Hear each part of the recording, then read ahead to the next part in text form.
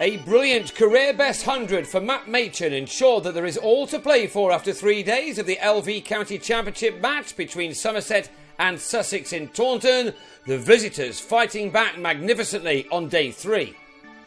Somerset started the penultimate morning looking to earn themselves a big first innings lead. They resumed their first innings on 176 for 4, with James Hildreth and Peter Trigo adding 23 more runs to their overnight partnership, which had already realised 140 runs. So the home team were just 9 behind when they lost their 5th wicket, Trigo having moved from 71 to 81, losing his leg stump to an in-swinger from Ollie Robinson. Lewis Gregory and Michael Bates both fell to Steve McGoffin for ducks in the next over, and Craig Overton should have also gone straight away, a bad miss at mid-off giving him a life. So instead he was able to muscle his side into the lead. He rightly held the pose after sending this ball from Robinson down the ground and over the rope for a 6. Bowlers are discovering that you pitch the ball up to Overton at your peril. He's becoming a very handy batsman to have down the order. Big and strong, he hits a cricket ball hard and cleanly, as these shots prove. He had his side 24 runs to the good when he lost Hildreth at the other end after he had carefully moved from his overnight 63 to 82, Robinson finding his edge, leaving it to Ed Joyce to complete the dismissal at slip.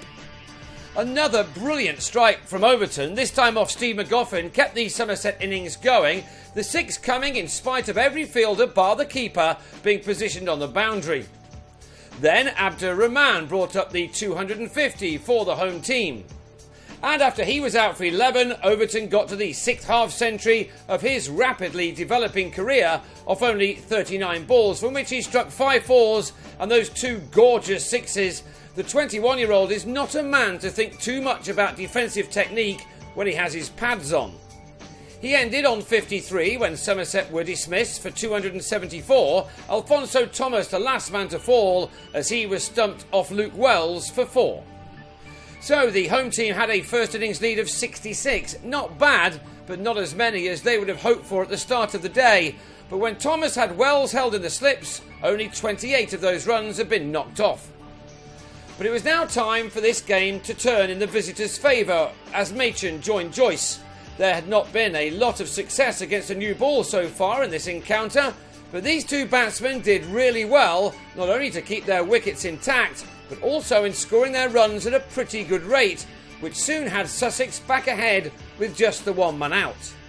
Joyce is probably on one of the worst runs of his excellent career, and so he would have been delighted to have got to a Championship 50, just the 2nd of the season, with this pull shot, one that brought the talented Irishman his 7th boundary off the 75th ball he'd faced up until this point. Machin started his Championship summer in explosive style, but has rather faded into the background since then, but he was at his best here just when his side needed him to be. Once he gets going, he's a tough man to bring under control, as Somerset's attack were to find out here. His half-century was made off 64 balls and he'd struck 8 boundaries so far. This, though, was just the start. His partnership with his captain now into 3 figures and still building. At last, the pitch had reached a state where the batsman could enjoy the ball coming nicely onto the bat and shots being rewarded thanks to a super quick outfield. All this allowed these 2 left-handers to add 122 runs for the 2nd wicket in 25 overs. Joyce will have been disappointed to get out in the manner he did, helping a ball from Trigo into the hands of Thomas, rather than going after it with all his might. Joyce departed for 66 with his side 84 runs ahead. But Machin continued along on his merry way, and at tea he had 86 runs to his name, made out of a total of 187 for 2. Sussex now 121 runs to the good. Machin had by now been joined by Chris Nash, who, after an awful run of low scores, has just started to find his feet again. This shot for 6 off Johan Myberg tells you that. Machin, meanwhile, completed a superb century, just the 4th of his first-class career and his 2nd at this ground, of only 113 deliveries, and innings containing 16 fours. Somerset would have started this day filled with confidence, but it was this knock in particular from the Scottish international which had turned this game around. We thank him for staying in our camera frame to take in the applause for his efforts.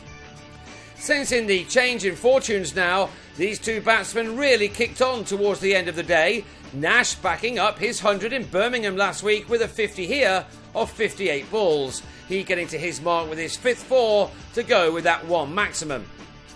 And the rest of the day belonged both to he and his teammate Machen. The pair of them played some cracking shots to start to put their side into a controlling position. Their partnership at least will give their captain the decision to make as to when to declare on the last day.